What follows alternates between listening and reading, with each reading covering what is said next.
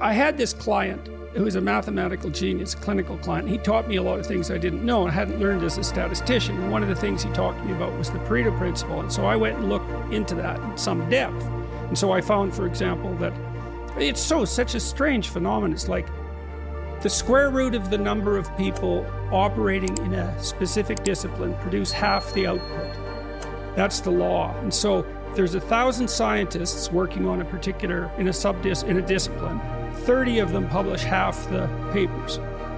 And you can look across, it's the same with basketball, hoops successfully managed, hockey goals scored, soccer goals scored, records produced, books written, books sold, records sold. It's like everywhere, this law, this weird square root law. Sometimes people sum that up as the 80-20 principle, but it implies, for example, if you have an organization with 10,000 people, 100 of them are doing half the work. Now, if you have 10, it's 3, and that's not so bad, but at 10,000, it's 100. And you think, no way. It's like, well, if you meet some of those people who might be in that 100, you might think differently. So, and this looks like there's some fundamental rule. And so, imagine one distribution would be talent, and so you need to be in, say, the top 10%. But that's not enough. You also need, I don't know, you need to be in the top 10% of education, say, to be a successful research scientist. And the juxtaposition of those two curves produces a real fractional percentage, and those people are hyper qualified for that particular enterprise. The smaller the game, the less the gain at the top. But we expand the games continually with technology, and recording is an excellent example of that.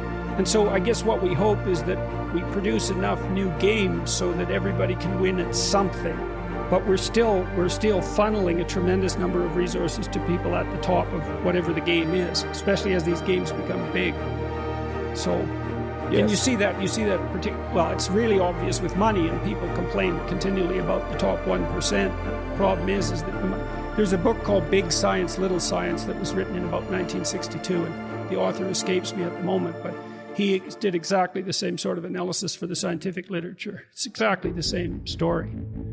So, hyper-dominance of a tiny minority of people. And so there's a natural, it's something like positive feedback loops too, isn't it? Because, and I've noticed this as I've become more famous, I suppose, is that you get known and so more people know you, and so more people are likely to attend to you, and then more people are willing to talk to you because you have an audience, and so that drives the expansion of the audience, and your connection network grows at the same time, and you have more resources, and so it's a bunch of positive feedback loops moving upward.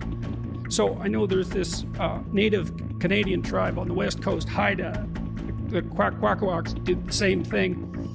You know, in their societies, they'd have big chiefs, and the big chiefs would just accrue everything. And then now and then they'd have a potlatch and give it all away. And then their status was dependent on their ability to give a lot away.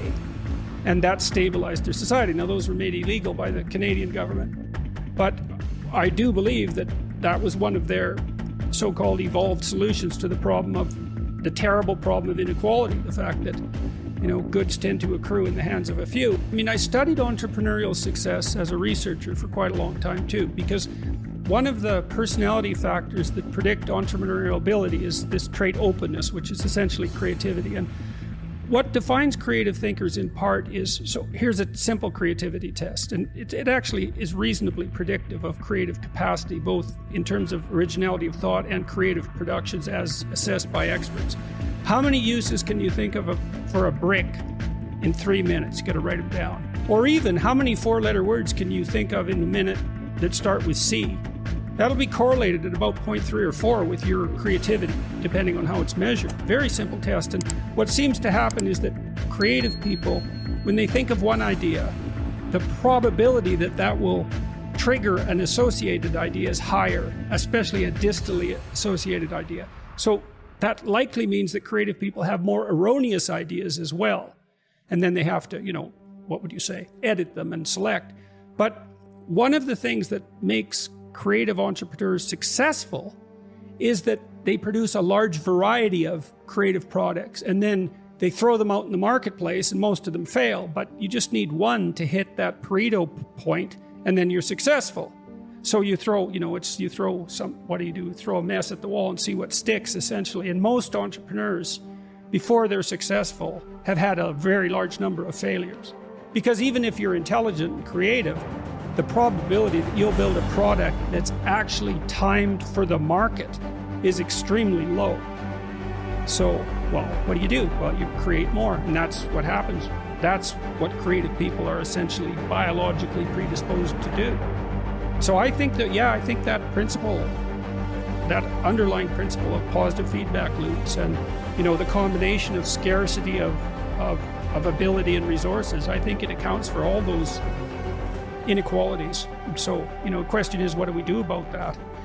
Partly we've tried to solve that, so to speak, we in the West, by trying to ensure something like equality of opportunity across a wide range of games. That's not a bad sort of meta solution, right? It's like, well, we can't predict. We know that there's going to be wild disparities in outcome, and we can't really do anything about that.